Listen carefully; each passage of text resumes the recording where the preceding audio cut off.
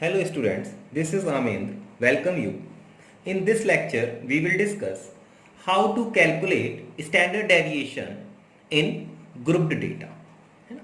Last to lecture में हम discuss कर चुके हैं कि जब हमारे पास ग्रुप डेटा होता है तो हम डायरेक्ट मेथड किस तरह से यूज करते हैं एंड शॉर्टकट मेथड किस तरह से यूज करते हैं, है ना।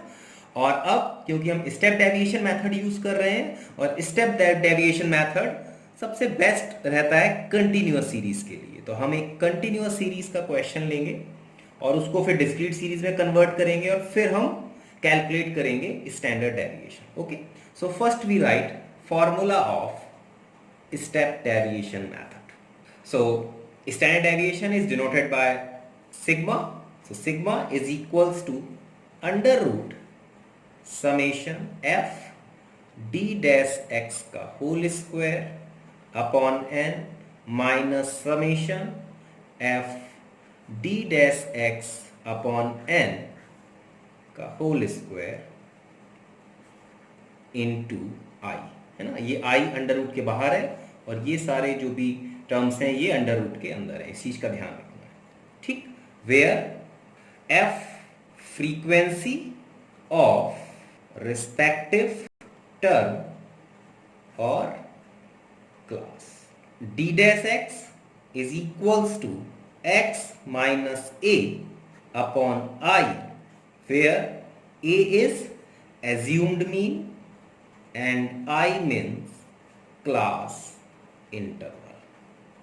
ओके, तो हम क्वेश्चन में डिस्कस करेंगे कि हम किस तरह से एज्यूम मीन लेते हैं और किस तरह से क्लास इंटरवल लेते हैं। अब हमें d डैश स्क्वायर भी फाइंड करना पड़ेगा, तो अगर हमें इस केस में डी डैश स्क्वायर फाइंड करना पड़ेगा तो हम डी डैश का डी डैश से मल्टीप्लाई कर देंगे और देखते हैं कि क्वेश्चन में हमें किस तरह से उसको कैलकुलेट करना है।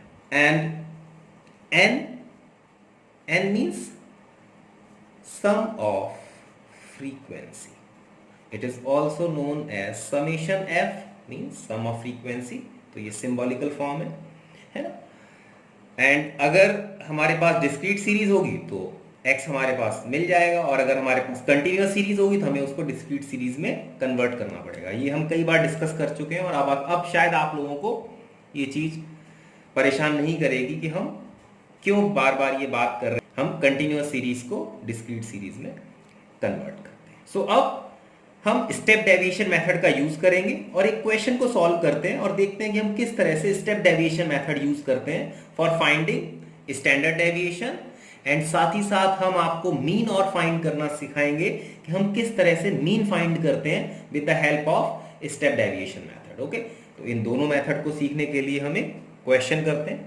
सो now we take a numerical for calculate mean and standard deviation from the following data by step deviation method. तो अब हम स्टेप डेविएशन मेथड का यूज करेंगे और mean and standard deviation find करेंगे फ्रॉम द गिवन डेटा। आप अगर series देख रहे हो तो ये सीरीज कंटिन्यूअस सीरीज है क्योंकि क्लास इंटरवल्स हमें गिवन है और साथ ही साथ ये सीरीज इंक्लूसिव सीरीज है ना, क्योंकि आप देख रहे हो ये स्टैंडर्ड फॉर्म में नहीं है। 43 to 47 देन 48 है ना, तो ये कंटिन्यूएशन फॉर्म में नहीं है, एक्सक्लूसिव फॉर्म में नहीं है ना। तो हम सबसे पहले क्या करते हैं, इंक्लूसिव सीरीज को एक्सक्लूसिव सीरीज में कन्वर्ट करते हैं। और हमेशा आपको याद रखनी है ये चीज कि जब भी आपको कंटिन्यूअस सीरीज देगा तो सबसे पहले आपको उसे स्टैंडर्ड फॉर्म में कन्वर्ट करना है, तब आपको अपना फॉर्मूला यूज करना है, ठीक। डिफरेंट काइंड्स की सीरीज देगा हमें, तो हमें सबसे पहले उसको स्टैंडर्ड फॉर्म में कन्वर्ट करना है। अब इस तरह की सीरीज को हम किस तरह से कन्वर्ट करते हैं, तो वो बहुत आसान है। हम जो भी फर्स्ट क्लास इंटरवल है इसकी जो लास्ट टर्म है और जो सेकंड क्लास इंटरवल है इसकी जो फर्स्ट टर्म है, इन दोनों का डिफरेंस ले लेते हैं। डिफरेंस इज 1, उसका हाफ करते हैं, तो जब 1 का हाफ करेंगे तो 0.5, लोअर लिमिट में उसको सब्ट्रैक्ट कर देंगे एंड अपर लिमिट में उसको ऐड कर देंगे। ये चीज आपको समझ आ गई होगी, नहीं आई है तो एक बार रिमाइंड करके आप लोग सुन लेना, ठीक।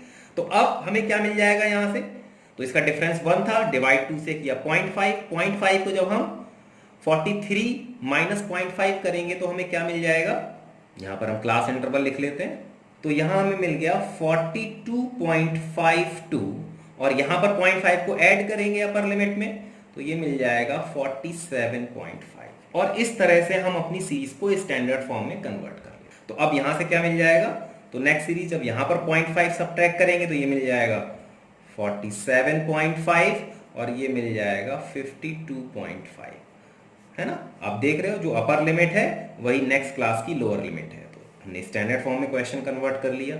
नेक्स्ट वैल्यू आ जाएगी 52.5 से 57.5, 57.5 to 62.5, 62.5 to 67.5, 67.5 to 72.5 and 72.5 to 77.5 and last 77.5 to 82.5। तो ये हमने स्टैंडर्ड क्लास इंटरवल में इसको कन्वर्ट कर लिया। और यहाँ पर हमारे पास फ्रीक्वेंसीज गिवन है f, तो ये हम लिख लेंगे रिस्पेक्टिव क्लास इंटरवल की फ्रीक्वेंसी 3, 5, 8, 7, 9, 7, 4, 7। ठीक है, अब हमें इसका मिड पॉइंट निकालना है क्योंकि कंटिन्यूअस सीरीज है, और अगर हमें स्टैंडर्ड डेविएशन फाइंड करना है या मीन फाइंड करना है तो हमें कंटिन्यूअस को सबसे पहले डिस्क्रीट सीरीज में कन्वर्ट करना पड़ेगा। तो इसके लिए आप इन दोनों का ऐड कर दो, और जब आप इन दोनों को ऐड करोगे और 2 से डिवाइड करोगे तो आपको मिड पॉइंट मिल जाएगा 45, नेक्स्ट मिल जाएगा 50, 55, 60, 65, 70, 75 एंड 80, है ना। तो अब आप देख रहे होगे ये क्वेश्चन बिल्कुल पिछले वाले जो दोनों क्वेश्चन थे उसी तरह का क्वेश्चन बन गया, है ना। तो यही मैं आपको बताना चाह रहा था कि अगर हमारे पास कंटिन्यूअस सीरीज भी है तब भी हमें इसको डिस्क्रीट सीरीज में कन्वर्ट करके ही हमें इसका सॉल्यूशन निकालना। अब क्या करना है, अब हमें dx फाइंड करना है। dx मींस डिफरेंस या डेविएशन फ्रॉम एज्यूम मीन, और एज्यूम मीन x में से आप कोई भी नंबर आप एज्यूम कर सकते हो, है ना। तो हम 65 ही ले लेते हैं। तो a इज 65, जब इसका डिफरेंस लेंगे तो कितना आ जाएगा, -20, -15, -10, -5, 0, 5, 10, 15। ठीक, अब d डैश x निकालना था, तो d डैश x के लिए हमने क्या डिस्कस किया था फॉर्मूले में, x minus a upon i। a आपके पास 65 है और i की वैल्यू क्या लेंगे, क्लास इंटरवल, और क्लास इंटरवल हमारा क्या है 5। आप इन दोनों का डिफरेंस निकाल लो तो वो 5 आएगा, तो क्लास इंटरवल 5 है।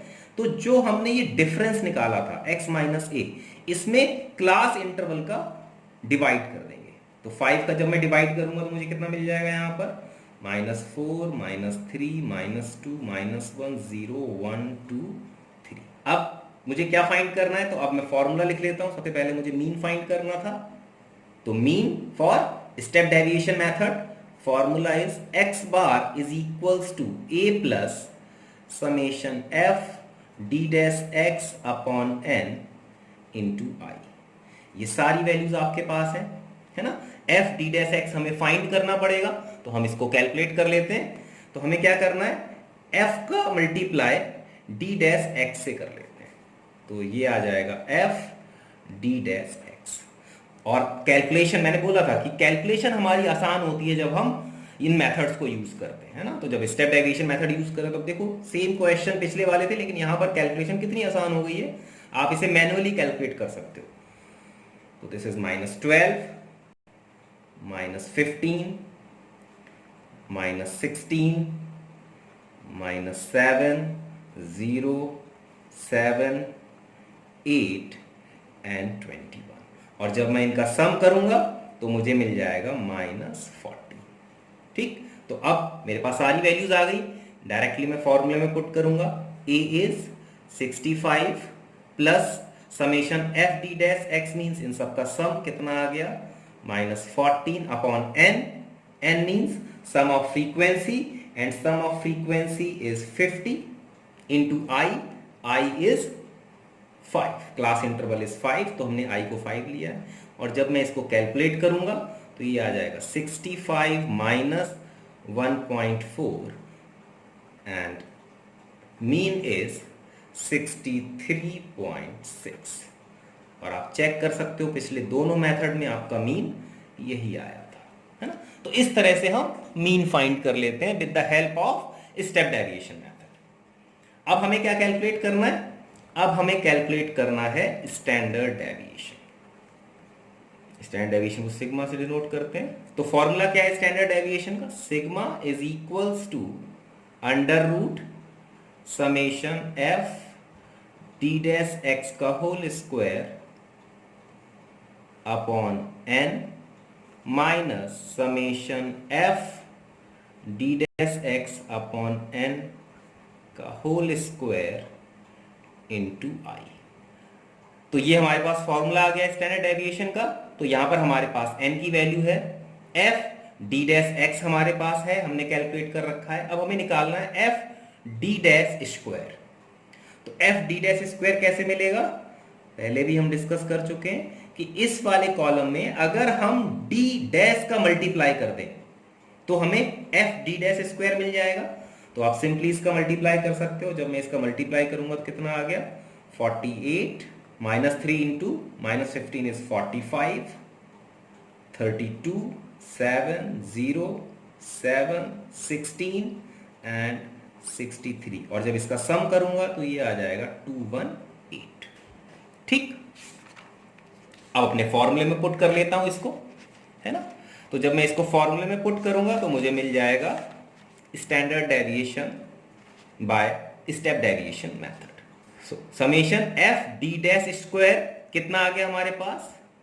218 upon N is 50 minus summation F D dash X कितना मिला था हमें? -14 अपॉन 50 स्क्वायर और इंटू आई, आई मीन्स 5, है ना। तो ये हमने, अब हमें इसको सिंप्लीफाई करना है। जब मैं इसको सिंप्लीफाई करूंगा तो मुझे मिल जाएगा 5 मैंने पहले ले लिया इंटू, जब मैं इसको सॉल्व करूंगा तो ये मिल जाएगा 0.36 और जब मैं इसको सॉल्व करूंगा तो मुझे मिल जाएगा 0.0784। तो सब्ट्रैक्ट करके इसका अंडर रूट लूंगा, 5 से मल्टीप्लाई करूंगा तो मुझे इसकी वैल्यू मिल जाएगी 10.346 and this is your required standard deviation. ठीक, तो आपने देखा कि किस तरह से हमने mean and standard deviation find किया with the help of step deviation method. Okay, तो आपने इन तीनों क्वेश्चन, मुझे ऐसा लगता है कि आप लोगों ने इन तीनों क्वेश्चंस को किया होगा जो 3 लेक्चर हमने लिए थे। और इन तीनों लेक्चर में जो डिफरेंस था, जो मैंने आपको दिखाने की कोशिश की है कि कब हम डायरेक्ट मेथड यूज करते हैं, कब हम शॉर्टकट मेथड यूज करते हैं, कब हम स्टेप डेविएशन मेथड यूज करते हैं। कंटिन्यूअस सीरीज है तो हम उसको सबसे पहले डिस्क्रीट सीरीज में कन्वर्ट करते हैं, तब हम मीन भी फाइंड कर सकते हैं direct method, shortcut method and step deviation method से, एंड स्टैंडर्ड डेविएशन भी फाइंड कर सकते हैं, है ना।